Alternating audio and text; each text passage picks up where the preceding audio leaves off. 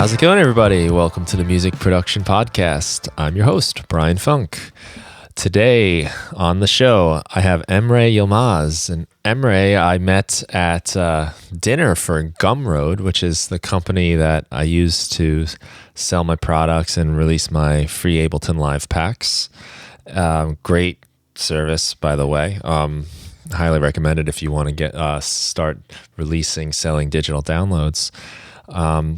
But we got to talking. We were both musicians there. There was a lot of creators there, musicians. And we thought we had enough in common to talk on the podcast. He's got an interesting story, and I think it's going to be pretty cool for a lot of people, including myself, to learn more about. So, Emre, what's up? Welcome to the show. Hey, Brian. It's nice to be here. I love podcasts, actually, the long-form conversation, and I've never been on one. So nice. I love to be on this first one, and thank you for the opportunity. Yeah, of course. This is only, I think, the second podcast I've ever been on. I was on one, then started my own for the same reason. For just really, it's just cool. Like what we're doing right now, we're getting a chance to talk to each other and get to know people in a nice way, where you're sort of undistracted by all of life, So it's cool to have you here. Thanks. Certainly. Thank you. A little bit nervous, which is a good feeling to have. Yeah. We'll slowly ease in. Yeah. Sometimes that happens, or we work into it. Don't worry. Yeah. Totally cool. I'm actually liking it. Just feeling the feelings. So yeah. Well, that's actually, I want to get to some of that stuff. You're sort of like, to me, alluding to like some of your work with yoga and meditation, which I find really interesting myself. But maybe before we're suddenly talking about a whole bunch of stuff and no one knows who you are, you could tell us a little bit about your work and what you're doing. Sure. I am a guitar player, singer, songwriter. And I do some voiceover work and acting on the side, but my main gig is I was trained for music. I came to US. I'm originally from Istanbul, Turkey, and I came to America in 1997 to study at this place called Enlar Art Academy. It's in Michigan.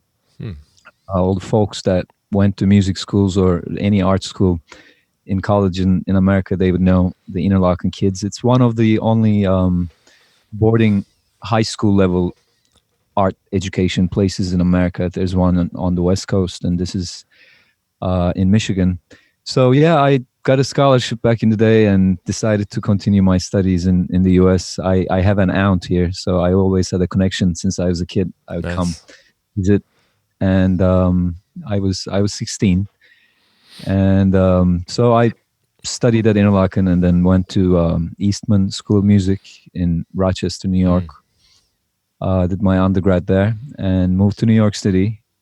Since then, just gigging in the city, just making all sorts of different, working in all sorts of different projects to make the ends meet at the end of the month. In the meantime, working on the creative projects that you would call your own. And so yeah, I've been in New York since 2004, right after Rochester I came here. And currently I'm mainly doing gigs, bars, restaurants, private events, and I have some steady voiceover gigs. I'm speaking a daddy in a children's cartoon, and I occasionally get ADR work for film and television. Cool. So yeah, I play gigs in the city and do private events. We have some agents that we work with. I play with different settings, different ensembles, and in the meantime, I work on my solo stuff. I write songs, and recently I'm in a place in my life where, you know how it's exciting to grow and learn, right? Mm-hmm. And I always had been a musician, and creating something and writing your own song was always the thing, but I'm now figuring out the essence of it, that I care about it a lot more now. It used to be a taboo to do something because it was just your idols. You learn to produce that music, play that music, make those sounds, and then you want to make it your own. You do all these things for years, and then the time comes and you think, okay, what am I saying? Uh-huh. What am I doing? So I'm in a place right now with the stuff I write and I collaborate with. They're kind of my personal reminders, as well as creating a piece of art, a piece of music. They're also what I want to say to me, in a way. Right. Even though if song isn't talking to me, it may not be about me within its context. So that's really the exciting part. I feel like I line up with what I'm creating in a much closer frequency than it always had been. Does that make any sense? I don't know. I'm by no means I'm saying I arrived. There's no such thing, and I'm pretty positive in years time, and even maybe months time, when I look back, I most likely 99% will not be 100% satisfied with who I am today. Yeah. But within that scale right now, with on my songs, and both musically and lyrically, I feel like I'm vibrating in a much closer place. I don't know if that makes sense. I think I understand what you're saying. I kind of like got this like feeling of like, yeah, like as you started saying that, I think you and I are about the same age, and I think that there's maybe it's like this like kind of bigger picture thing happening a little bit, and starting to like recognize yourself a little bit. Whereas I mean, for so long, you're growing up, you don't know who you are. You're trying things out. It's almost like putting on costumes.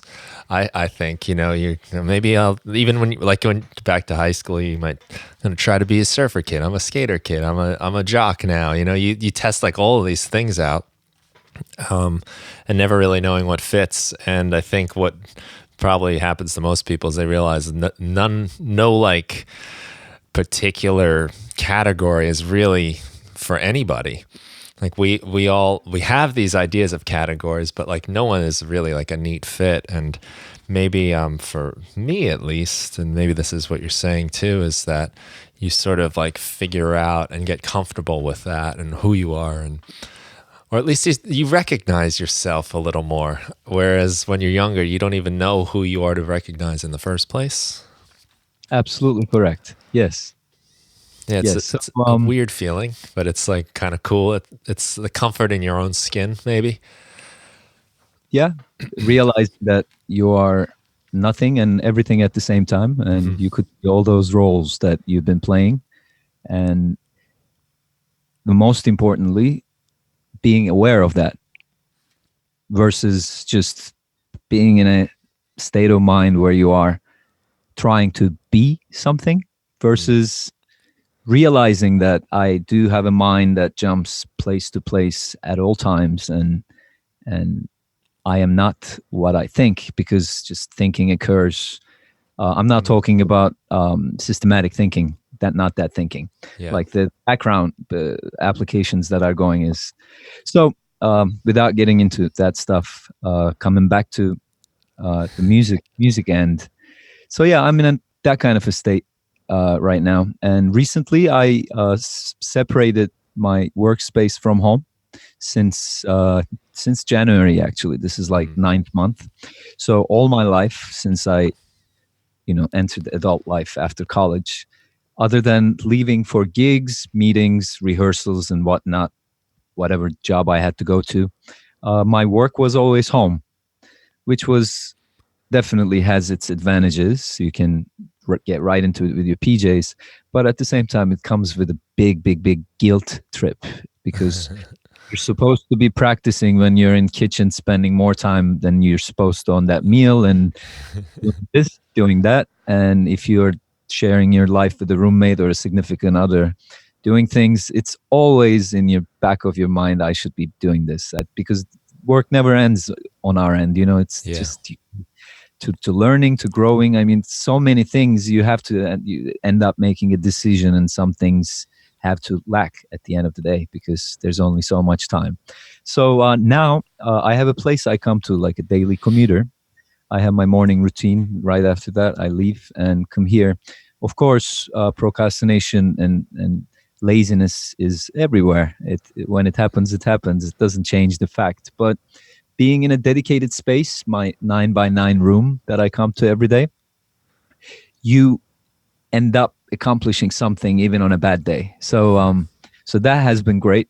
And I don't even have my guitar at home unless I come back from a gig at night. I don't even have a guitar there. Home is only for resting, loving, eating, watching films, and that's it. So that has been good. I can tell from your end you have obviously you have nice you have the advantage of space, so that seems like a nice basement with all your toys. It is a basement, yeah. I've always worked in basements. I can relate to what you're saying, because it's very easy to, when you don't have to really go anywhere, you can do it whenever, and then it's very easy to put off. It's very easy to avoid and come up with another thing to do. When you're in that dedicated space, you're there. Growing up, somehow my parents were cool enough to allow us to use the basement in our house, unfinished basement, as like the band headquarters. So we were in rock bands growing up, and we always practiced in my basement at my parents' house. And their basement was unfinished, but it wasn't like just a dugout hole. It didn't have heat. It didn't have like any kind of air or much, but concrete floor, and but it had an outdoor entrance, so you weren't really in the house. You were like, you had to leave the house to go down into the basement. So I would go down there at night, and I'd sometimes, come up and it'd be light out and I didn't even realize it, but there was nothing else to do down there. But now this is connected to the rest of the house, and it is finished, and it's I love it. It's great, but it's so easy to just lose the boundary and lose like the switch that turns you on and turns you off. So I've spent a lot of time here with a lot of guilt, like just sitting around thinking like, oh, I should be doing that. And I've really had to make a conscious effort to like give myself permission. Like, okay, I'm not going to do it now. And then on the other end, to turn it on, it's like, well, now's the time. Let's do it. It's not easy. It requires a lot of self-discipline. Yes. To have it in your workspace and living space, if it's together. It requires self-discipline no matter what. But as you being at a place dedicated for what you're doing versus home. So that's been lovely to come here. Yeah, nice. And imagine it's like going to the gym too, where like, it's easy if you're at home. Yeah, maybe you have like your gym equipment here, but it's easy to like do a couple sets and then go eat some cheese doodles or something and get out of the zone. Whereas at least I know a lot of people that have had like exercise routines that they try to do at home, but they say they can't do it until they leave the house. And I guess there's it's kind of nice to have that like self-imposed division, like you said, how like when you go home, you don't even have the guitar, you do this at home. And then when you come here, you have to do your music. Certainly. And the space that I got is like a, not a rehearsal building. It's for producers. They don't allow drummers just for that reason. There are rooms from 9 by 9 to little bigger rooms with their own booths. So there are like 18 rooms together. So it's 724. You can make as much noise as you like. That's also something nice, because being at the home studio, at some point you would have to move to headphones, Yeah. and you would choose to do your instrument recordings at a reasonable time. Although I don't have really late nights here, I've been in my life. I try to be an early riser as much as possible, and in order to do that, really, I mean, if you pull an all nighter, Yeah. I'm not waking. So, but the luxury of knowing that I can just be here and turn on my, just play bass guitar at 1 a.m. as loud as I want is that's kind of nice. That is cool. Do you run into other people too? Is there like maybe like a little bit of a community sometimes in that There, situation? yeah, and it's a really diverse community here. My across the hall is like a guy. He does only music for music sync commercial work. And other than that, my next door neighbor, I just hear some house music production all the time. Haven't talked much. And in general, the majority is the hip hop guys. Yeah. There's a big market for it, and a couple studios down the door, they have different people coming in their entourage every night, and it's you can feel hip hop with all elements, and so there are some guys we've been talking to. Instead of having it just like a building where everyone comes works individually, we are trying to create a synergy, like somehow be able to have an email group and be able to pass on work to each other and know Nice. about what we're all doing. So that's in progress, but at this stage it's really not that much of a community, but we're working on it.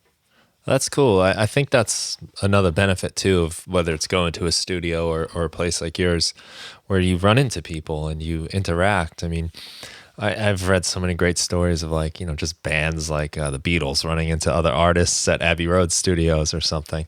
And just the collaboration thing is very easy to lose sight of today when we can do everything on one computer without the need really for other people.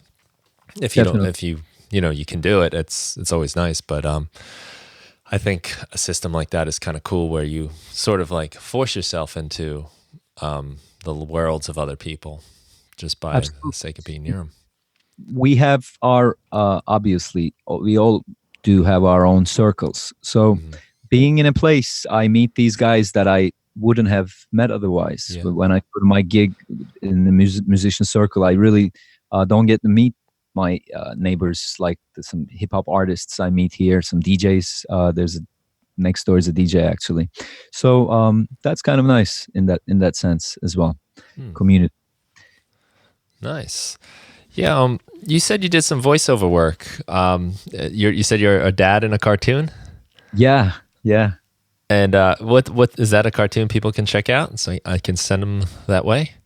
Yes, they can, but the version I work is it's being produced in New York, and this company produces 6 languages all over the world. So I do it in Turkish language. Oh, okay, nice. Send the listeners, but whoever can understand Turkish will get to enjoy it. It's called Kayu. Apparently, it's pretty popular. Whoever has kids around me, when I say them, Kayu, they know about it. Yeah. So it's like an international cartoon. It's cool. So I'm the daddy, and also all the kids, whoever, or the grandpa, whoever is male, basically. So that's like a regular gig. Other than that, I also do ADR work, which is kind of cool. It doesn't have any consistent basis whenever gig is there, whenever I get a call, but you get to work for those Hollywood productions or these major primetime TV series where the sound department actually records everything when the movie is being shot and produced, but they still give it to these companies to basically clean up everything, and if the principals needed fixing, they fix it. And then, like, let's say we are in a restaurant scene and we are the principals and there are all these people in the restaurant. The sound department already has their voices recorded, but it's never enough. So you're in a group of 10 actors in a room with the director. We have a big screen. We are like, okay, now Emre, you get up, you put some voice into that character you see over there. He points with the laser pointer. So we kind of put voices into, we repaint the picture with voices. Hmm. So that's the work I do. That every once in a while, when it comes, it's a lot of fun, and you're considered as an actor in the film, day actor. So Oh, if cool. more the film sells, you every 3-4 months, you kind of feel the sense of how it is to receive royalties. But again, the check sometimes is for $3, but still, it's good something to just come on its own as a Sure. sustainable source of income. Hmm. That's kind of cool. So yeah, that's the voiceover work that I do here. And I also have profiles on those online voiceover websites. I'm not sure if you're familiar with. Like voices.com and whatnot. So you have your profile there. Whoever needs any kind of a voice recording, they go in there and look at the talent, and you get a offer for an audition. Quickly record in your setup, send it. If it works out, you end up producing the work. Hmm. I do that on the side, but yeah, that's with the voiceover. Yeah, that sounds like a fun thing to do, and it's I guess you're using your skills as a music producer, but it's a different, it's much different than songwriting, for instance. Certainly, yeah, yeah. That's cool. Now, you said you studied guitar. Is classical guitar, right? Is that what you went to school for? Yep. I think maybe you can speak to that. You were saying a little bit about like sort of like coming into your own a bit. I have to imagine that coming from Istanbul to Istanbul, sorry, Istanbul, but coming from like across the world as a teenager, I'm curious like how that was for you. I teach students in high school and that are coming from other countries. The ENL program they call it, it's English New Language Learners. So I'm always working with people from all over the world that are coming to America for the first time. Mhm. Do you think that experience has helped you kind of like figure yourself out a little bit, like as you've like grown now into the artist you are? Definitely, definitely. See, when I was in Turkey before I came here, Hmm. at a young age, I was working with a famous singer as her backup vocalist, and just hanging out with these musicians. So I was that kid wanting to be older and wanting to Yeah. be more mature and all that stuff. So I wasn't really living like a kid at my age when I was Hmm. there. So coming to Michigan, to Interlaken, and being all on my own, you have an opportunity to see who you are and who you are not. And so it was an incredible learning experience. But not only that, um, the kids you see in your high school, I'm assuming it's the majority is still people from here, right? They're a small group of people who are international in your school. No, it's all over the world. I have a girl from Istanbul, and I keep saying I'm sorry, Istanbul. I have a girl this year who's from Turkey. She's been here a couple of years now, but we get new students that are in the country for a week. Some of them are a little bit longer, but from all over, But and what I was they're saying is, yeah. Sorry, so go ahead. Oh, I was just saying, they're all like experiencing America really for the first time, and a lot of them go through maybe like some of the like every kid kind of goes through it. Like we said, you try out these different things, but I see some of those kids they go through it really fast because they're here and they're like, oh, I'm gonna try this. I'm gonna be with these guys, and so you'll see them like sometimes really move around in like within American culture quite a lot. sure. Interesting. I was saying where I went, Interlaken is Hmm. like Istanbul is like a 15 million population city, major city. I always grew up in a city, so all of a sudden I was transported to this little place by the lake in the woods. Mm. Closest corner store is like a 15-minute walk. It's just nature, nothing else, Yeah. and it's filled with talented kids and amazing professors. The place it was like a is like a college level art school. Incredible people come from all over the world. So it was, when I was there, 50% of the school's population was international, Oh, cool. and a good percentage of it was kids on. It is a boarding school, quite expensive boarding school, but 60% of the school was in Scotland. They have a lot of trustees from large companies like Boeing, AT&T, and whatnot, and they support art, and they give these kids scholarships. And so basically what you say, ENL, I was on a program called ESL, English as Yeah. second language, when I'm I in think my they've first. just adjusted it because some of these kids are like, this isn't my second language. I know 3 other languages. They Nowadays change it with to the new. Yeah. political correction thing, everything is changing. So yeah, ESL, ENL.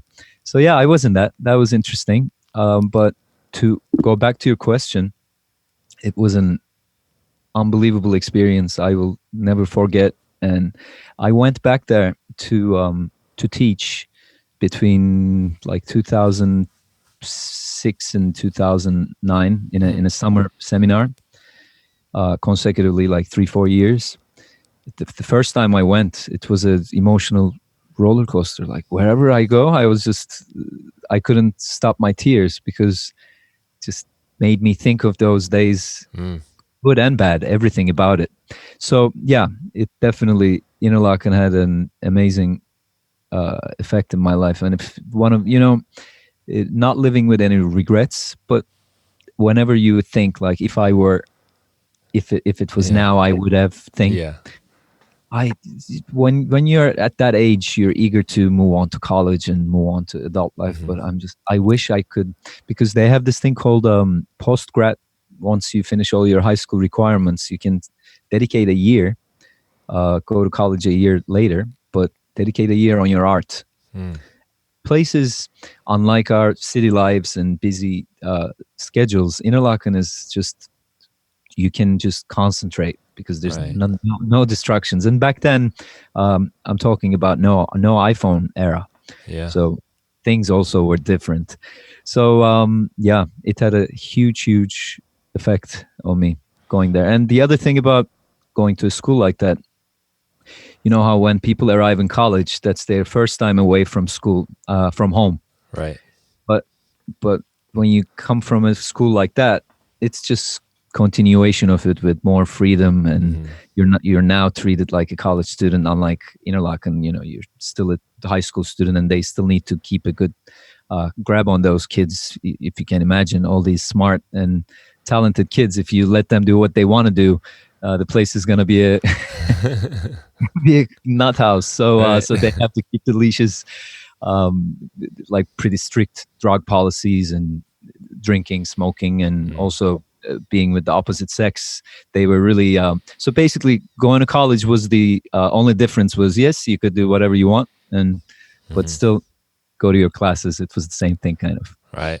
So I guess you're eager to experience that still, even though, you know, but man, Yeah. I guess like the idea of being given a year to dedicate to your art is without distraction like that is, who wouldn't want to take that? That's great. So when I visited last time, whenever I see the students, I just kept telling them, just please, just know this, that you are going to miss this place. So if Yeah. you are able, if you can, don't don't hurry to go to Hmm. college. This is an incredible place. Just stay. Yeah. So that's what I was telling them. Hey, that's great advice for everybody. I mean, how many people are wishing away the work week just to get to the weekend? And we're always looking forward to something, or we're dwelling on something that happened, but to just soak it up and appreciate the moment, and you know find what's good in what you have. It's good advice for anyone, really. We'll probably have that same advice to ourselves when we're another 20 years later. We'll go, oh, when you were that age in 2019. Certainly. Yeah, it never ends. Yeah. So what are you And, working on right now? What kind of stuff? What's the current project situation like? um, for my own project, Yeah. because I have numerous things going on, but for my songs, right now I'm just producing them in a way that are I wouldn't call them a demo, but I'm looking to find a producer, like-minded producer that works for the industry that does stuff, and I want to collaborate with someone. Hmm. So I just don't want to worry about the production aspect of it. Right. So in order to get to that, I'm recording all my tunes with like, instead of programming the beats for it, I'm not a percussionist or drummer by no means, but I have a cajon with an electronic layered sounds on it, little Hmm. kick. So I just, whatever I'm hearing, the groove that I kind of want to hear, I play it myself. And thanks to technology, if I'm not sure if I would have dared on a live performance, but when Yeah. you're recording on your own, it's really, possibilities are endless. You can have a couple extra tries. Pro Tools keep crushing, but here we go. So yeah, so I basically play all the parts as simple as possible and create these demos. And I'm in process of just try to put myself out there as much as possible to find someone that I can collaborate. Main intention is to get this album out. It's the album is called Detour. Hmm. Actually, you were mentioning the songs on the Instagram. One of the tunes, it's on there, and it will be the album name. So that's my main focus. Basically, I come here. It's in my lab, just work Yeah. on that stuff. But as you can imagine, day to day, um, deadlines, things to submit. I'm a guitarist. I have to practice, Yeah. and with everything else, it's just part of the project is making time for me, because it's, you know even when you're fortunate to do your music full time, but still the full time thing isn't, uh, Enough. it's never enough. But it, I have those private gigs, restaurant gigs, Hmm. bar gigs, playing for a singer, this and that. So all this music you learn, which is fantastic. But other than that, doing your own administrative stuff Yeah. and practicing the guitar, it's so easy to neglect your own project when Hmm. there's not a deadline. And again, as we touched that topic at the beginning of the conversation, about self-discipline. So actually creating something, finishing something is hard nowadays with the amount of distractions we have, and the what's expected from us now. Like, if someone sends, like, I receive an email, and it can easily just interrupt what I'm doing, and because I have to attend to that, because I have to do this, because I have to do that. Right. So it's hard to concentrate on your own creation. Mm. It's easy to neglect. Whenever I say you, by the way, my own, I guess No, I you might as well be saying me, because I have the same thing. And as you take on more and more projects and you expand, yeah, it's very easy to let things slide. My guitar playing is a good example of that. Just not as much anymore. I'm doing other things, or finishing songs, like you said, is just another thing. Like, it's easy to lose sight of that, and it takes not only a self discipline to actually do anything in the first place, but it also takes a discipline to come back to that stuff and devote the time and actually give it the energy that it needs. That's something I'm in the process of trying to figure out all the time.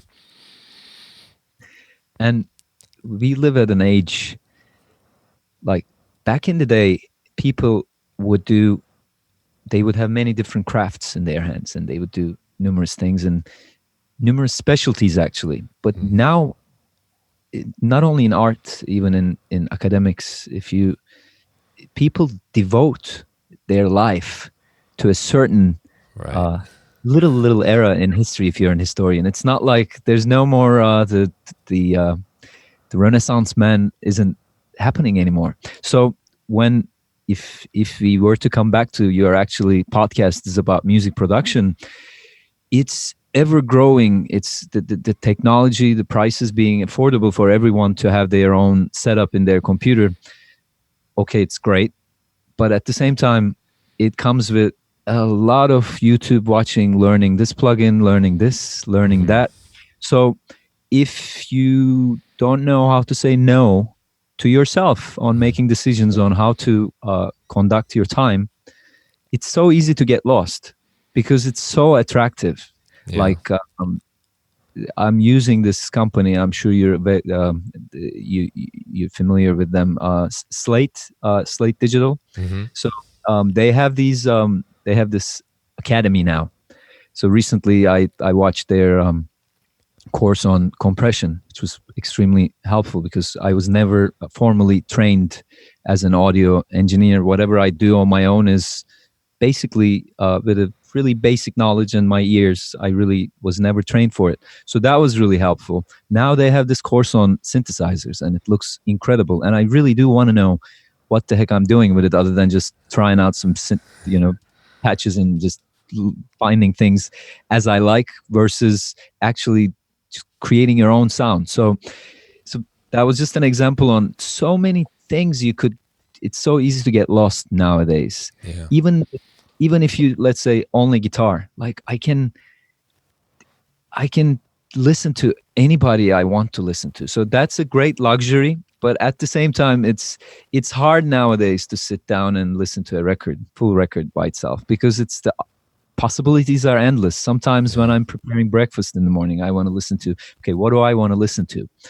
And it shouldn't be that tough to decide, but you have Spotify, you have YouTube, and Yeah. it's incredible. So yeah, I don't know how we came here, but Well, those options just boom. Like, okay, now you have every choice ever, everything that ever existed. You have exactly. it's overwhelming, and I think too, like what you're saying about the courses, it's great. You can learn anything you want. I think we also use that as like an excuse not to do our work too, because it feels like we're doing work. We're learning. We're watching these things, but I mean, I've done this a million times where I'm either learning and learning and learning, and I have to really make myself say, either I'm going to learn something and then I'm going to do it, or I'm not going to learn anything until I get to that point where I say, I don't know how to do this. And then figure out how to learn it. Because in the way, like, our internet, social media, YouTube and everything, like they want to keep you on the site. That's their goal. And that next video, if you're not there to stop it, it pops right up. And then there's also a whole nother list of things that are pretty interesting to you on the right hand side that you can click on. So it's like yeah, anytime I like break from what I'm doing, and if I find myself going into the computer or going into the internet, I really try to be careful because I know like what I thought was going to be 2 minutes could be 2 hours before I even realize it. Exactly. It's tricky. I wanted to ask you a little bit. We're kind of like dancing around it a bit, but like some of the work you do with yoga and meditation, I think these types of practices are really important and can be very helpful, in especially this day and age of the endless distraction, to give yourself a minute where you're not just constantly flooding yourself with input all the time. Yeah, maybe I'll just ask you to tell me a little bit about what you're doing, and then I'll rather than get too specific. But so like, what is the work you're doing? You're doing like music and or just practicing yourself with your meditation and your yoga, or what's that look like Um, for you? so with yoga, Hmm. I have been doing practicing regularly for last 5 years. Hmm. Um, Before that, all my life, starting from college to then, was about going to the gym, which is Hmm. wonderful. But it was all about getting bigger, stronger. Yeah. And as I discovered yoga, and as I grew in different ways, that I realized I don't have to have my arm that thick to cover that t-shirt is not really it did not have a meaning to me anymore.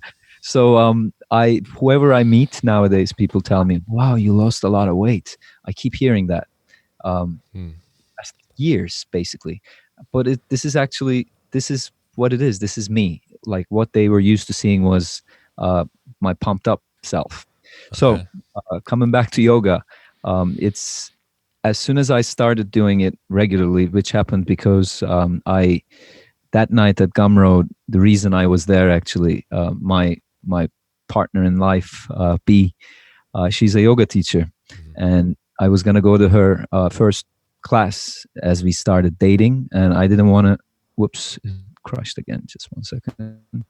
I didn't want to embarrass her to say that, yep, I'm seeing that guy. So I didn't want to embarrass myself too. So I started doing these videos at home by myself. Oh, yeah. I also, before that, I was always into yoga. I would say, yeah, yoga is great, but still, I would go to 3, 4 times a week. I would go lift weights, and maybe once in every 2 months I would do yoga, but I never had it regularly Mhm. implemented in my life.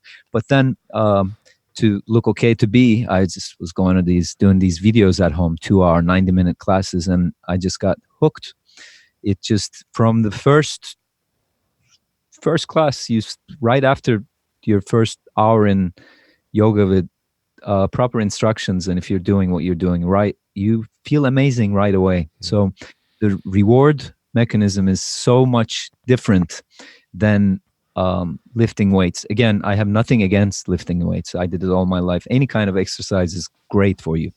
But when you go lift weights, you feel the feelings. However, it's a gradual process. You just don't go and all of a sudden.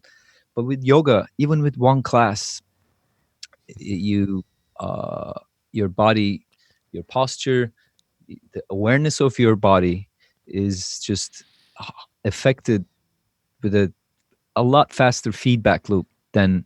than other things I've did in my life. I mean, it's my personal experience. So as soon as I started doing that, it just became part of my life so quickly. I found myself doing yoga regularly and doing it as my actually the entire exercise routine. I do these strength training programs that are um, under yogic principles. Basically, still do my push-ups and do things to Mhm. just healthy exercise. So as I was getting into yoga, meditation was always something I was interested in, but never um, regularly done it myself. Then I was always hearing about this 10-day meditation course. They sometimes call it a retreat, but it's not really a retreat. It's you go for 10 hours and 10 hours a day for 10 days.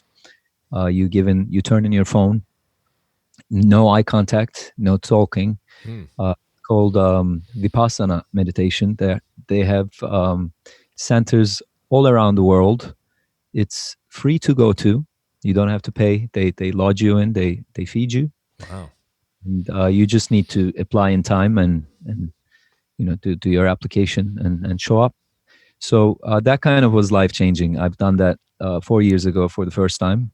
I've done my three. Yep, I've done 3 10 days. So as soon as I completed that 10-day, um, I realized that I could actually sit. It's when you do a 10-day meditation retreat is like, have you ever done skydiving before? No, I haven't. So I've only done it once. Someone gifted it to me. I really loved it. I thought I was going to continue, but never Mhm. got around. But once you jump from 12,000 feet, when you look up, it's life is not the same from that moment on. You Mhm. know that you see those clouds, you are actually falling down. So your perspective on sky is just you just have to experience that in order to Right. feel it that way. So with meditation, I recommend to everyone to sit even 10 minutes a day, 5 minutes a day. It's amazing. It will be great for you. But when you go dive into a 10-day, 10 hours a day meditation, which by the way has no prerequisites. You don't have to be anything, or you don't have to have any kind of prior meditation yoga experience to go to. everyone is welcome. Every age is welcome. So when you do something like that, you go inwards for 10 days. You basically just observe your breathing and your sensations, and you become aware of the monkey mind, the crazy mind that constantly goes Mm. future, goes to your back, your history, your so you become aware of it. So that had been the most life changing and most effective school I've ever been to, I can say. Really? By the way, as you said, I'm dancing around as I explain because there's so much to explain and share Yeah. about it. So, sorry if I'm going No, I'm enjoying it. Yeah. sometimes, but so yeah, as soon as I did my first 10-day sit, it kind of became more of a regular daily practice in my life, and the more I went, um, deeper it's become. Now I don't miss a day. Mm. Every morning, um, and if for some reason if I have something really early in the morning I can't, I make sure to sit down in my studio or at home somewhere, just uh, anywhere ranging from 30 minutes to 60 minutes a day. I just sit down and close my eyes and um, observe, just basically um, being aware that I'm thinking. So a lot of people say when you tell them about the meditation thing and the 10-day, they're like, "Oh my God, it would be I can't do that because my mind is always working. I can never stop my mind. I can't meditate." Yeah. Well, good news is the mind only stops when you die or when you're enlightened. I haven't met anyone who's enlightened yet, but apparently it does. That's what happened to Buddha. But really what happens in meditation is you're just training your mind to be aware moment to moment. So you concentrate, focus on your breathing, in breath, coming in, and out breath.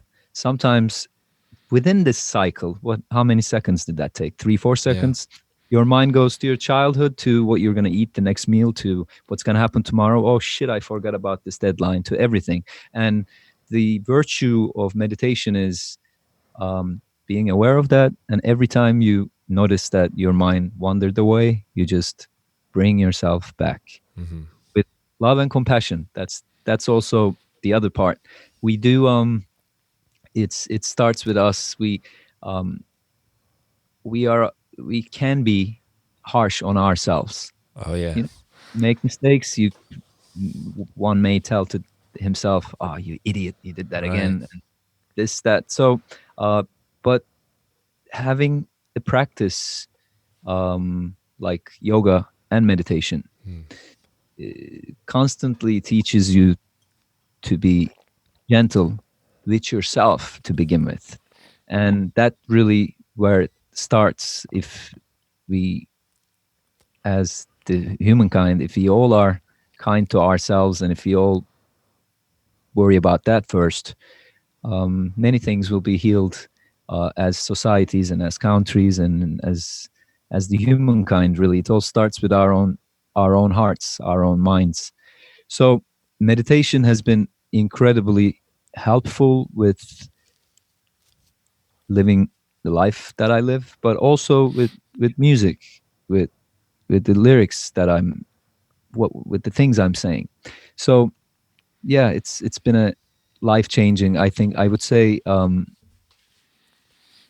again the most beneficial school I've ever been to. Wow. I've dabbled in some meditation, and this year it was like a New Year's type of thing. I tried to make like a commitment to do even just 10 minutes a day, just something. And the real breakthrough for me was like understanding that you're not trying to stop your mind, like you said. You're just paying attention to it, and it is very true. I mean, in a lot of our thinking, we say things to ourselves you would never say to your worst enemy almost. And all the time that's happening. And I've found too, like you said, if you're trying to focus on your breathing, just that one cycle, you notice like, well, I thought about like 17 different things in those few seconds. and to just notice it, to be aware that this is all going on in your head. Something that has helped me through doing this practice and is that if I am making music, I sort of catch myself saying, that sucks. What are you doing? Why? That's the bad idea. And I hear that and I go, oh, that's just my mind bouncing around again. And it's not like the truth. It's just what happened in my head. And I'm a little better at letting go and just saying, oh, okay, well, that was just some thought I had. It's nothing real. It's just what popped in my head. And then let it go and go back to what you're doing. And music is such a funny thing because you have to kind of lose yourself a lot, but at the same time, it's very technical too. And it's like, I think it's hard for I don't know, there's probably science that'll either back me up or prove me wrong, but I think it's hard for our brains to keep going back and forth all the time between those different thoughts, from like I'm being analytical to now I'm being creative and open. And I found it's even just a few minutes a day has helped me just not like, I guess, like react to my thoughts so much, but just recognize them as just being thoughts and letting them go, moving forward, or getting back to where I was. You're doing it. That's it. And do you follow any kind of like someone's audio, or you just basically a little bit of both. I started with an app, Sam Harris. I was about to tell you that. Yeah, I like Sam Harris. Yeah, I like him too. I listened to his podcast a little, and then he had that, and I was like, you know what, this guy's always telling me to meditate, and I've like, since I got into the Beatles, like when I was about 18, they were big with the meditations, so I've always like kind of tried it here and there. But more and more, it seems like, I think as our world gets crazier and crazier, people are talking about like the need to just, you need to sit still for a minute and just realize what's happening in your head and pay attention and try to, we just have things coming at us all the time, nonstop. Mm-hmm. And to just relax for a second, be with yourself for a minute. I found it really helpful, and in just being like at peace with some of like one thing that Sam Harris says a lot that I hadn't really heard before was just everything is just your consciousness. It's just your mind. Everything is coming through your filter of your thoughts and your mind, and that's all it is. Like you said earlier, you're everything and you're nothing. It's very true. It's amazing. So even like when we are lucky enough to have our eyesight, mm-hmm. when you see something, until your brain identifies that object as whatever you identify it as, it stops by like many different areas in your brain, and the image first, apparently the image is upside down, that this one part does this. It finally ends up being in a really fast, crazy, lightning fast speed. You see what you see, but even what you see is actually an image completed by your brain based on prior experience and knowledge. So that's like, see, the reason I gave the sight example, because I'm seeing this, of course, this is a glass. Like there's nothing to argue, is easiest to say, rather than if it's a idea or if it's a sense of smell. We can discuss things, but with sight, we can be 100% certain that what we are seeing is that. But it really isn't, according to studies. It's just many of the times the things we see are completed by our brain. The reason I'm saying this is that that's same with the feelings, same with actions, same with thoughts towards certain things. I like this, I don't like this. Everything is basically, we are just products of our conditioning from childhood to school life to adult life, and which is fine, which needs to happen. That's what makes us human. But with meditation, you, when you have a daily meditation practice, that's the other thing. What I have been noticing, I'm happy to share this insight if it helps to anybody. I have been appreciating meditation. Even the first year when I went to that 10-day course, I had a quiet, regular practice, but still, it wasn't 7 days a week. I could. It was easy to miss here and there. Yeah. But you still say, yeah, meditation is great, very helpful. But once you make it your daily habit, it really, really, really, you start seeing its effects. It's like reading books about tennis, but not playing that much tennis. I mean, you gotta play tennis in order to build those muscles for those shots. Otherwise, it's just by reading, you can't get there. You got to So, produce music and not just watch tutorials. yeah, totally, Yeah. totally. So, coming back to it, it's what you just said about realizing that, being aware that your mind is doing those things, that affects my day-to-day, moment-to-moment decisions on everything, from your artistic, whatever you're going to play, right, to whatever you're going to say at a moment of, it's easy to get angry, it's easy to get frustrated during the day, all the time, which is part of our life. But by having a daily, regular meditation practice, you get to just watch yourself a little bit. You get to just realize that, okay, yeah, I'm getting angry now. I'm reacting to it, and and sometimes you can actually make the decision to not to react. I mean, feelings never not happen with a daily meditation practice. You still feel the feelings. All of that happens, but having a regular meditation practice helps you identify them as thoughts and as feelings, and choose to react.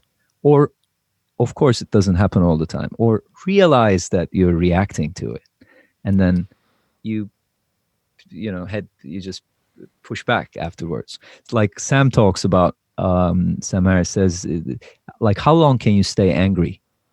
Yeah. Like, really, like, if someone pissed you off in traffic, as long as you choose to stay angry. So I can start going on about how this guy pissed me off yesterday to you right now and in my mind, and so I can bring myself back to that state. But actually, that feeling of anger is only a short period of time, right? So same with pain and same with feelings.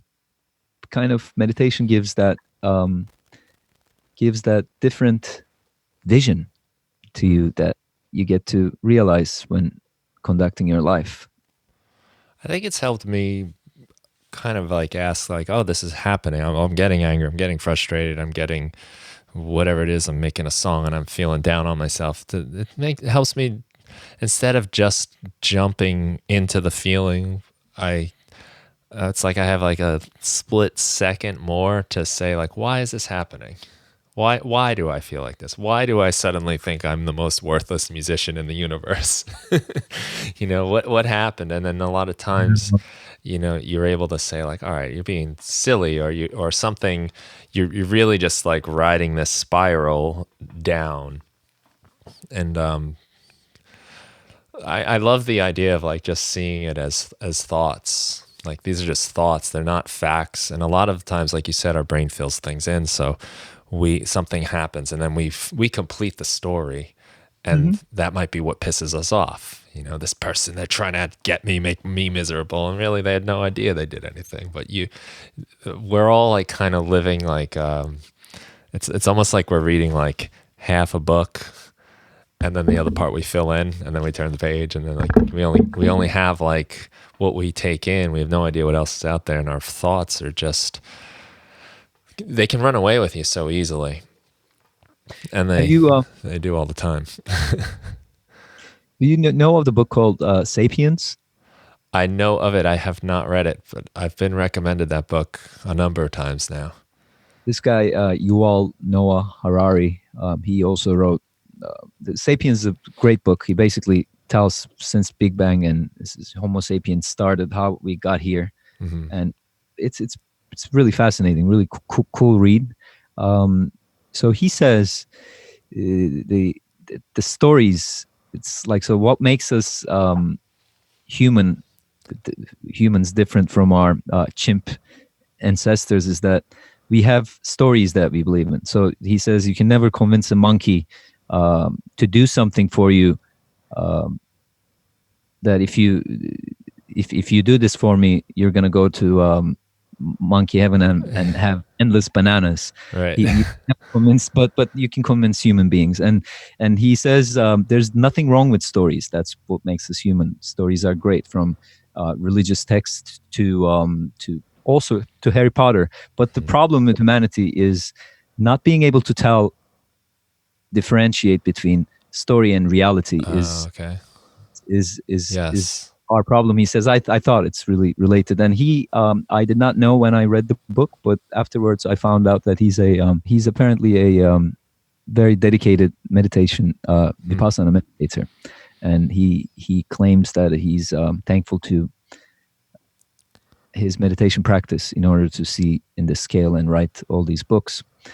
So I would highly recommend it. I think you'll really enjoy it. Yeah, you're not the first person either, and I like that what you said, because we buy into our stories like that's just my luck, and that's just a story you're telling yourself, and then it's so easy to connect the dots or fill in the blanks to make your story true, and I think a lot of the boundaries we give ourselves are just the story we're telling. Like, it never happened for me, Oh yeah, of course he's the one that got it, but I'll never get. And and you act in accordance to those stories. You follow the narrative. You go through it yourself.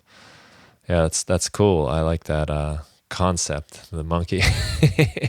You're not gonna convince him. I wasn't able to recite it nicely, but there's something like that. By the way, I hope we are not pissing your listeners off we haven't talked about music production that much, but I think these are kind of related, right? I mean, because I music like is to life. say this is the show about all things related to music production, because to me, I think it's all related to music production. The more I get into, I think when you get deep into one thing, like music production, for instance, when you learn something new, you start to see the parallels of how getting deep into that is very much like getting deep into music production, like an exercise practice, or for me, taking some martial arts was definitely an eye-opening experience. I didn't do that until I was like 6 years ago or something, as an adult. What are you? Which one are you working? Krav Maga, Israeli martial art. It's self-defense system, really. It's not a sport. It's like with the Israeli mindset of life and death kind of thing. But what it does so much is puts you out of your comfort zone. I mean, especially the first time I went, I remember it vividly. They had me holding this pad that this guy was going to kick, and I was going to stand there and hold the pad. And this guy was about my height. I'm 6'3", but he had about another 100 pounds on me of muscle. And I'm like standing there, and our teacher's about telling us to go. And Okay. with a pad, yeah, thick pad. I mean, I don't know, 5-6 inches thick, but he's telling us to go, and I'm like thinking, what am I doing? And the guy kicks the pad, and I flew right back into the wall, Yep. And I was kind of like, whoa, I was really surprised. But I kept going, and then it was like, I don't know, even just like a month later, I found myself holding the pad for the same guy or someone else equally intimidating. And it occurred to me like, oh, this is like more normal for me now. And How long have you been practicing it? I've been doing it now about a little over 6 years. Oh wow! And So now sometimes you're the guy who kicks the first comer with the pad. and it's something you think about too. You kind of put yourself in their shoes, and I, always try to remember that with people. Like Like, and sometimes I tell them the story. Like, I remember the first time I held the pad, and I was terrified. um, and just so many concepts carry over, like the idea that you never master this stuff. You can always practice more. You can always get better. The idea that if you keep showing up, you get better. You keep improving. And kind of like the more you learn that you don't know. And one of the things too, like that helps so much with playing guitar.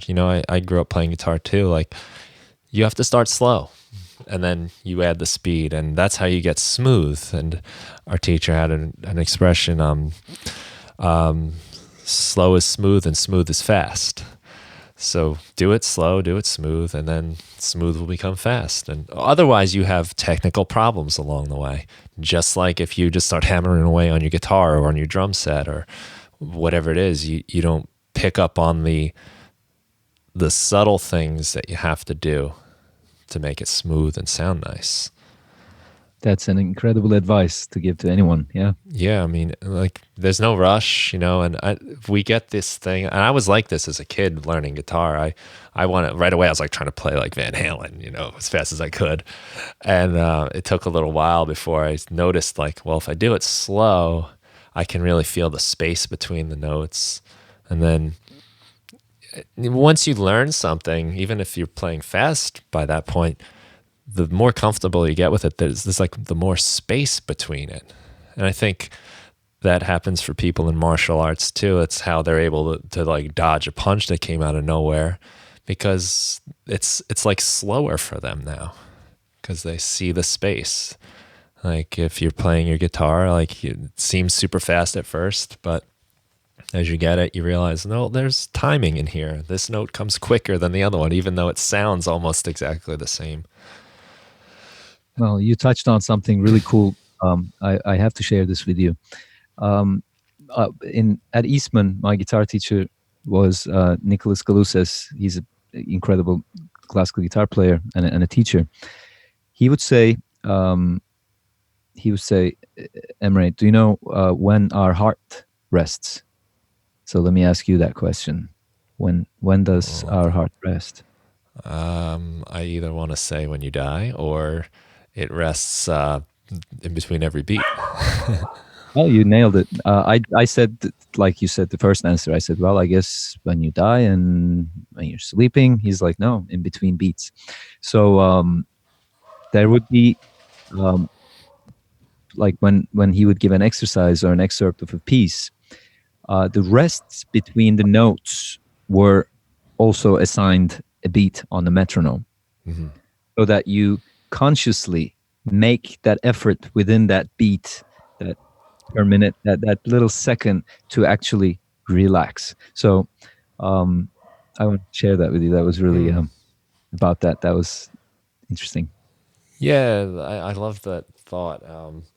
There's like, I think it was Miles Davis that talked about like the space between notes, and the most important notes that he plays are the ones he doesn't play, something to that effect.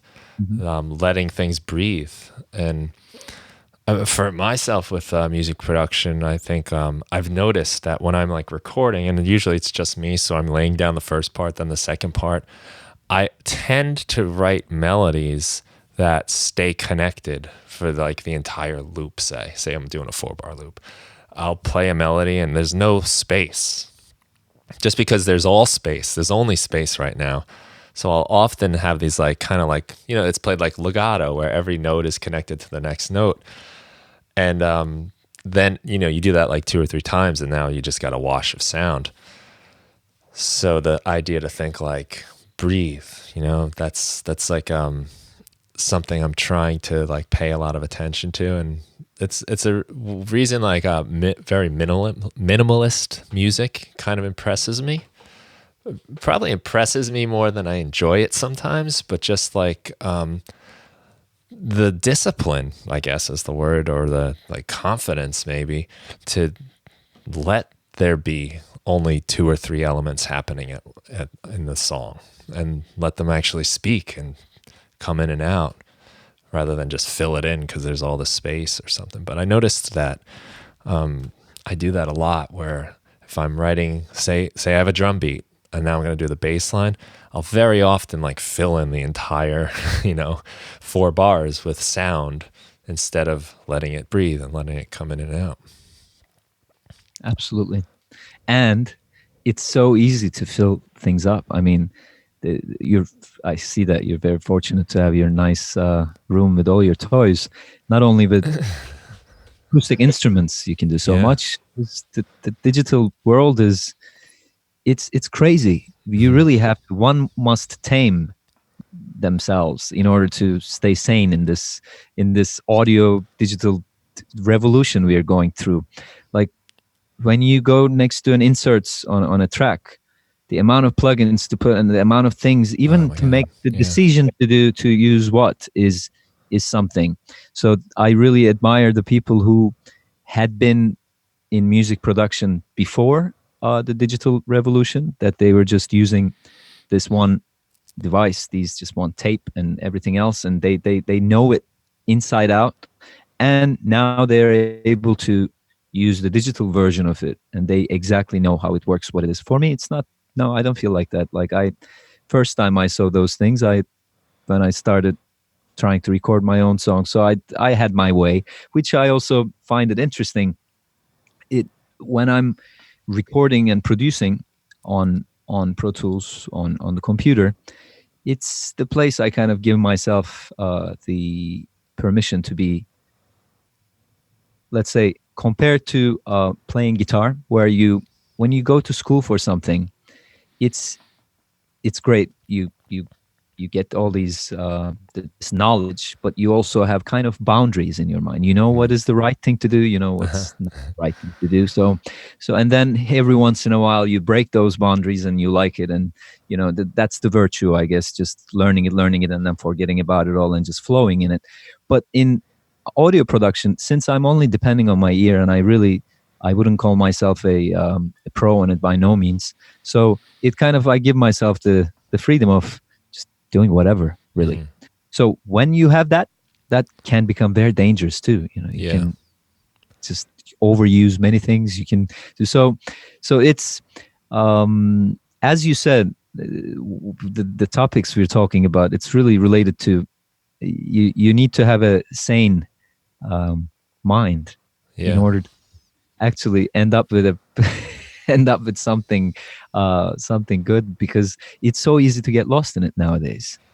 It is. When I first started, it was 4-track tape recorders, and there was a time when a buddy of mine and I pooled our monies together from like working at the grocery store, and we bought 2 8-at machines. If you're Mm. familiar with those, they were 8-track digital recorders. With you put a VCR tape in. Literally, it was a VHS tape. And we bought a mixer, and we bought a compressor and a reverb.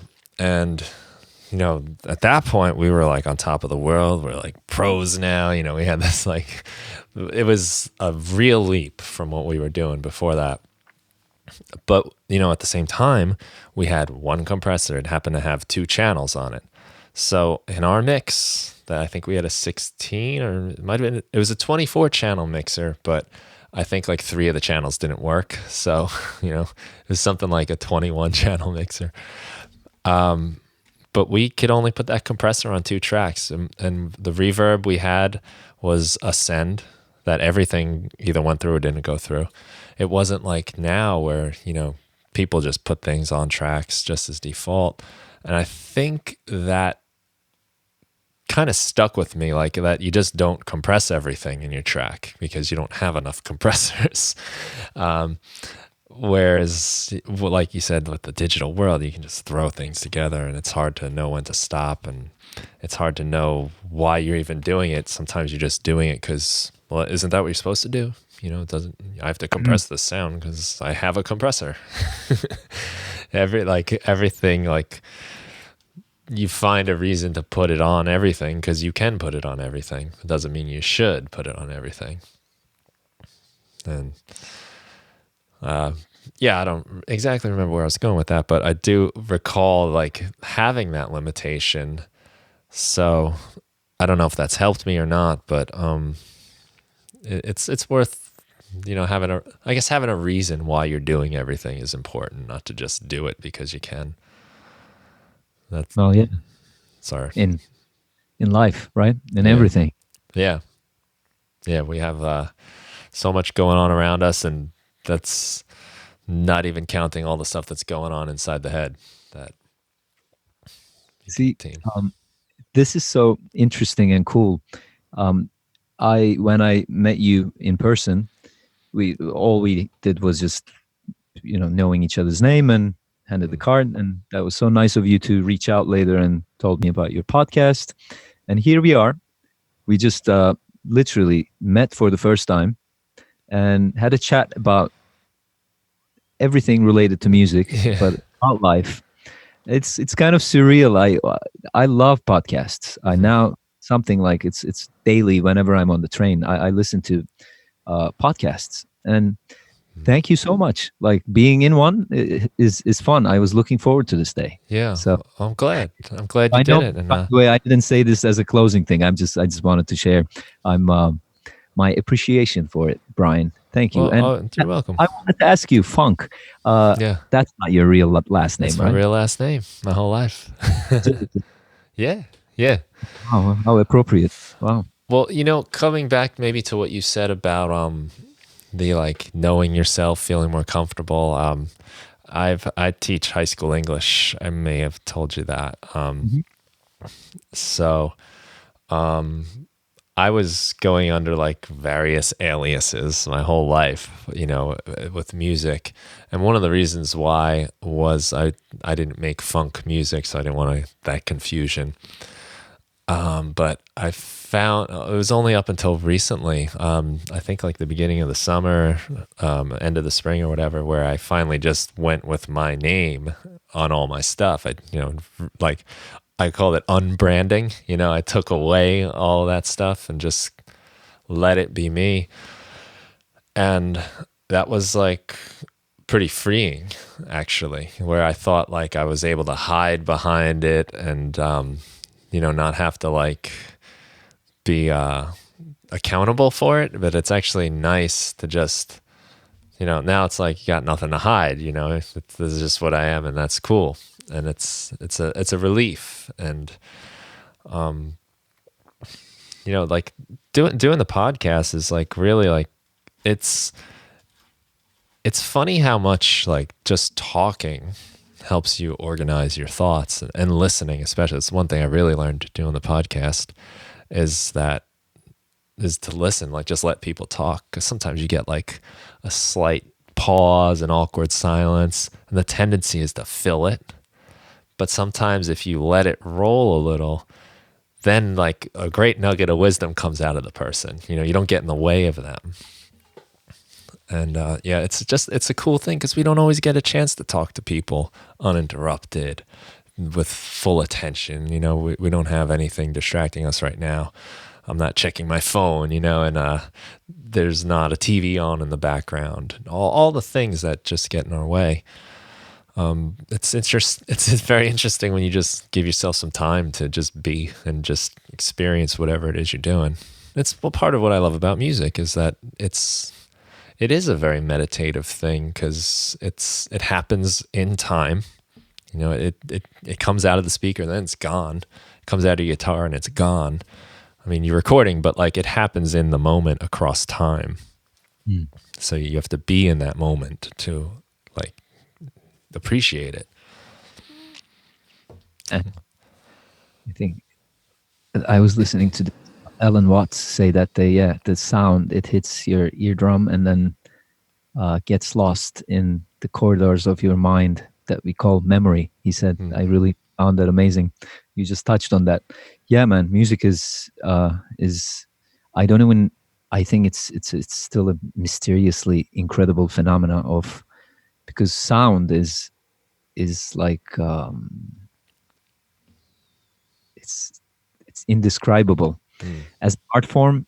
Every of visual art, everything has their own, every practice have their amazing attributes to them. But clearly I'm in love with music more than the Yeah. others because feeling the sound, I guess, yeah, manipulating the sound. Like even the thought of so crazy what we do, what we take for granted, even day to day. Actually, it's so insane. Mm. Like in a rock floating in the Right. in empty space, we are all these creatures, and we hear sounds. Your brain, these sound waves that come in vibrations in air molecules, hit our eardrum in a instantaneously. It goes to your brain, and I understand the word coming from you, and Mhm. I put a meaning to it. Love. Okay. And we both think that we agree on that. But who knows what your perception of it and my perception of it is. Mm. How it could be completely different things, but we both think we agree. And these kind of abstract things, which our language is based on, basically, is so incredibly interesting. I forgot where I was going to this with. What were we talking about? Why did I say this? You were giving the example of, oh yeah, music, sound. So it's so unbelievable that I hear someone's the sound and my brain codes it into a language and in a meaning, and then Mm. it just brings up something. So that's with language, but with sound, there's nothing learned. Like it's so universal. You don't need to know that language. I mean, in order to write and read music, you need to know the language of music is one thing. That's for the music professional. However, as any human being to appreciate music, you don't need to know anything. Yeah.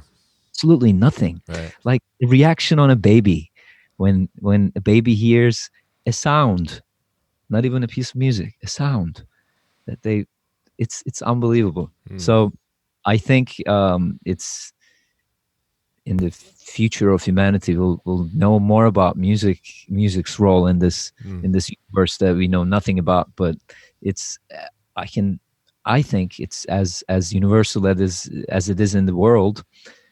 You know, maybe music out there. It could mean I have no idea, but Yeah. it's so I don't know anything. You don't know anything. So cool.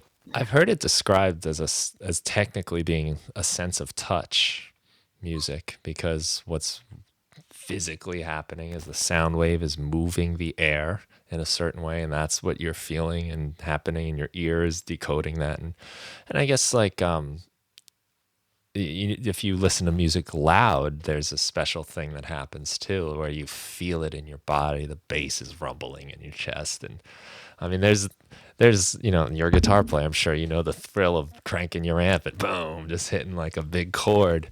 I mean, there's something like electrifying by that, and it's almost like a hug or something, or some kind of embrace that yeah. I could only imagine if you were the only person that could hear sound or music, like how would you tell other people what you're hearing? Like how would you explain this to them? Like I'm hearing this stuff and these melodies, and like no one would. You just have to hear it. You can't use language.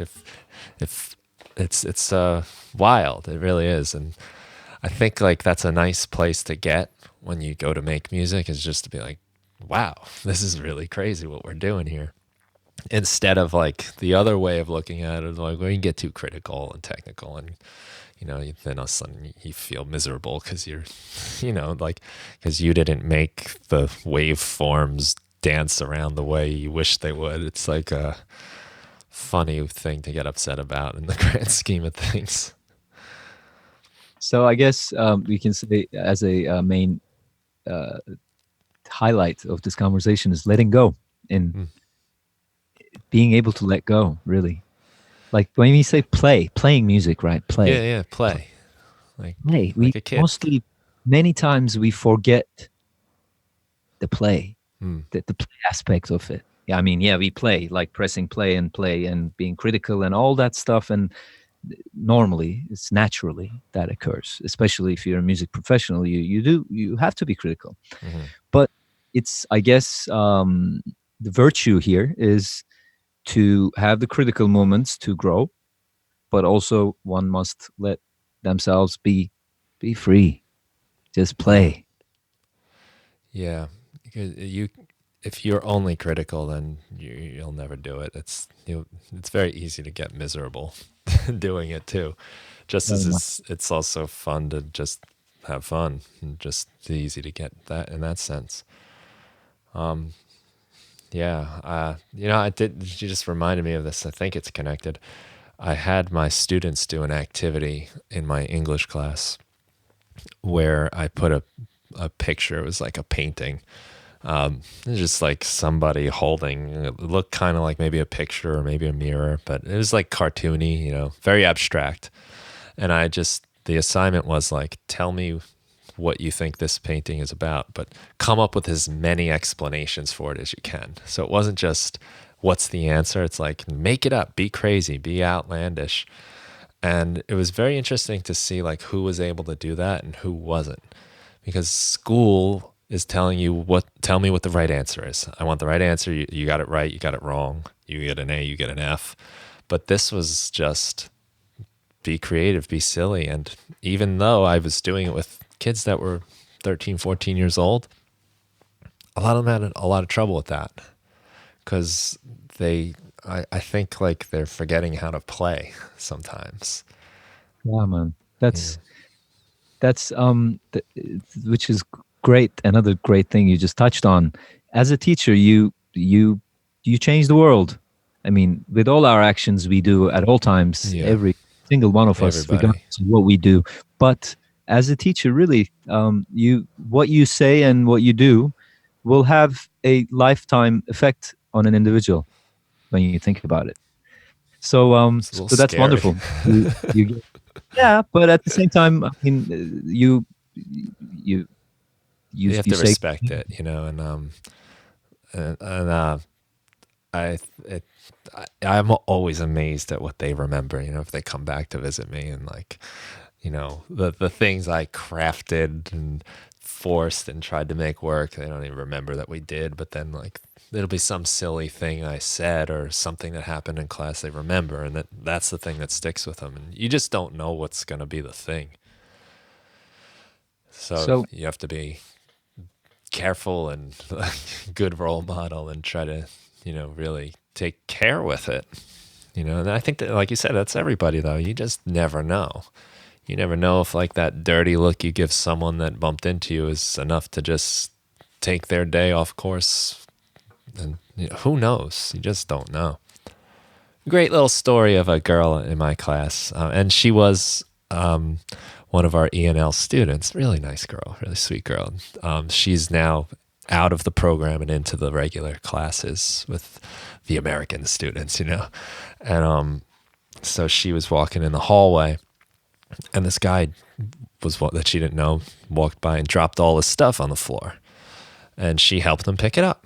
And she's like, he was like, oh, thank you very much. You didn't have to do that. But, she's like, no problem, mister. I helped him out. And she's on her way to her English class. And lo and behold, who is the guy she helped? It's our English teacher now. And it was just such a cool story of like, you never know who you're running into, who you're talking to, how are you going to affect them. And in her case, like, she's nice. So she would probably do that for anybody. But it was just a cool example of it paying off, like in real time. I was like, well, there you go. That's what you get for being nice. You made that connection, and now your teacher likes you, and you got a good start. And it's that effect thing. You just never know what it's going to be, and something that simple. It's how much effort does it take, to bend up down and pick up a book for someone. Exactly. The return on that investment is huge. Exactly. Yeah. Yeah. When people talk about the word karma, it's could be understood in a kind of like religious indoctrination, like a do something good to expect something good to come back, and there's a grand decision maker gives you Right. points on what Yeah. you did is fine. But actually thinking of karma as really, you just gave that example. If you gave that guy a bad look and you walked away, you go on with your life, and Laughed at him or whatever. because Yeah. that whatever you did, whatever your reaction, and that affected that other individual that ended up doing something that they wouldn't have done, and then that effect, it just ends up coming back to you. We are Yeah. all connected.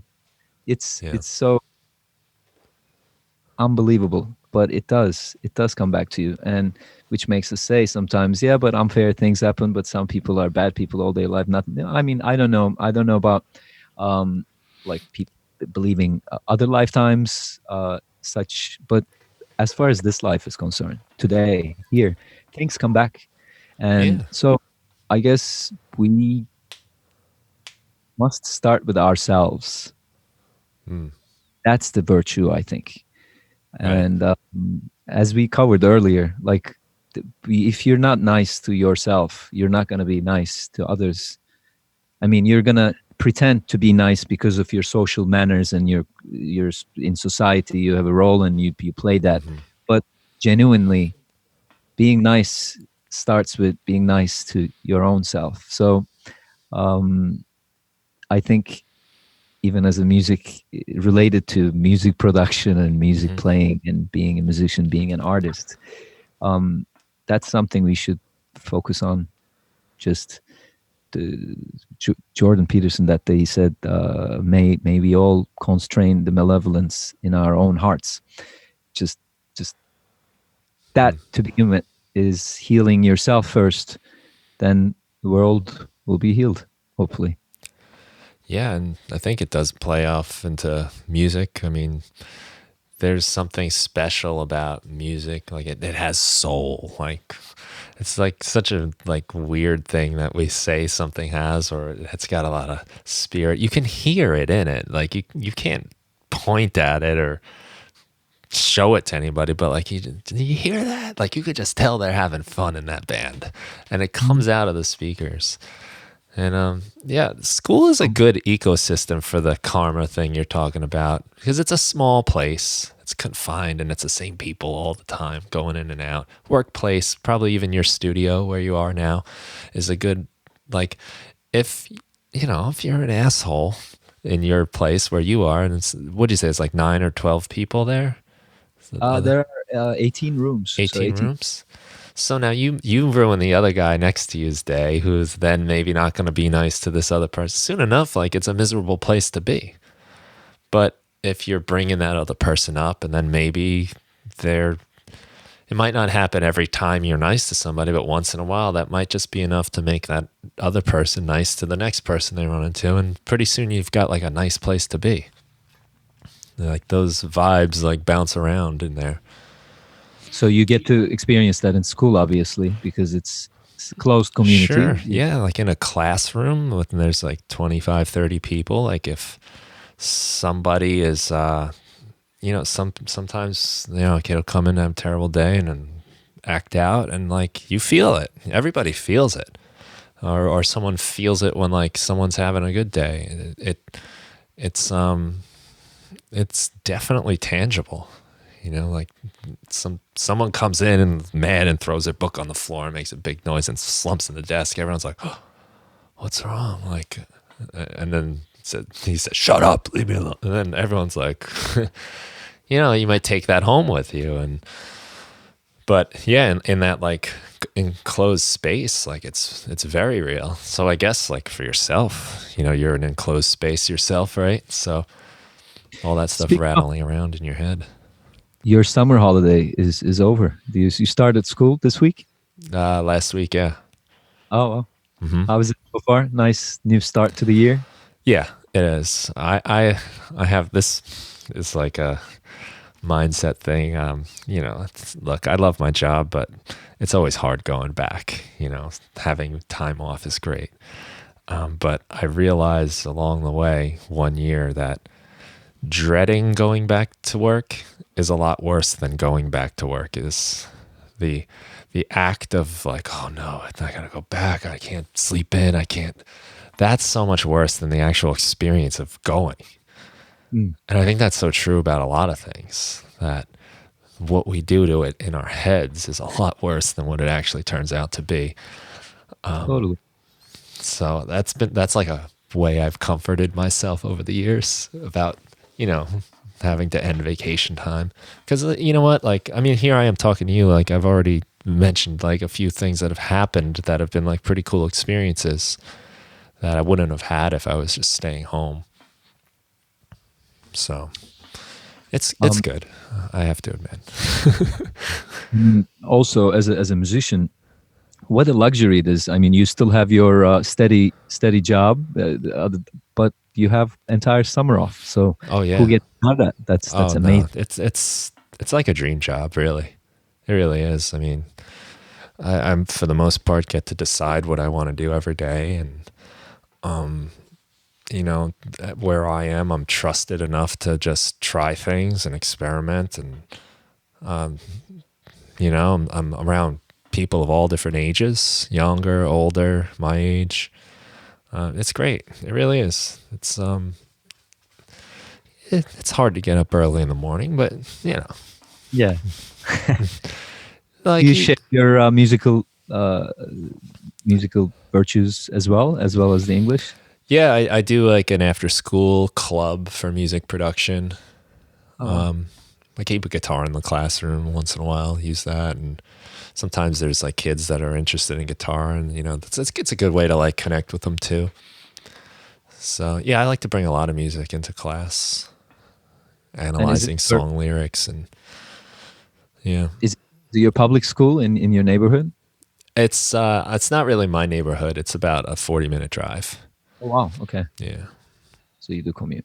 Okay. Yeah, which I like. I love the commute. I listen to podcasts, like you said, Yeah. and listen to books, listen to music. Like it's a nice time. It's not. I don't hit traffic really, so and it is nice to be separate too. When I go home, I'm not like running into my students at the supermarket. I think that's nice to True. kind of like what That, you're saying about going into your studio. It's nice to separate things. yeah. Very cool. Well, it's very easy to get like sucked into it emotionally. Like it's an emotionally heavy job, no doubt. So you have to like, okay, I'm not there now. Time off. You need a break. Emery, it was really nice to talk to you. I had a feeling we would connect on some interesting levels, and I'm always happy to, because like I really do believe like a lot of what we do as music producers and artists and humans, you know, it's not just, you know, talking about like what keyboard shortcuts you use or which compressor you like the best, but a lot of the real important stuff is just like managing yourself and your mind and your how you approach it mentally. So I had a feeling there'd be some cool stuff to talk to you about, and I appreciate you sharing, you know, your knowledge and your history with that. So thank you. Brian, thank you for, first of all, making experience my first podcast. Yeah, That's been cool. I'm honored. And thank you for your good vibes, welcoming. And I'm really looking forward to talking to you in the future, near Yeah. future. Yeah, we got to See- keep in touch. We're not that far away from each other too. So if you're playing out, you got to let me know. Ways we can collaborate. I'll be happy to talk to you more about things. I wish we had more time, but this has been wonderful. Thank you very much for having me. Thank you. And thank you everyone for listening. Oh yeah, where do you like to send people to like where's your I have Emery Yilmaz at emreyilmaz.info. That would be Yes. that, so that's EMREYILMAZ.info. Correct. It's going to be in the show notes, so you can always look and click in there. But yeah, you guys should check that out. Some cool stuff. The Instagram stuff's really cool. A lot of like nice videos of you working. I like that a lot. And yeah, I think people should check it out. Anywhere else? That would be it, Brian. The website is currently under construction. So when you go to that emreyilmaz.info or .com, it has all my social media connections on it. So on YouTube and on Instagram. But new stuff are coming up shortly. Cool. Well, you have to let me know when that happens, and I'll share that out too for everyone to see. I will gladly do that, and look forward to talking to you soonest. Nice. Well, thank you everyone for listening, and have yourselves a good day.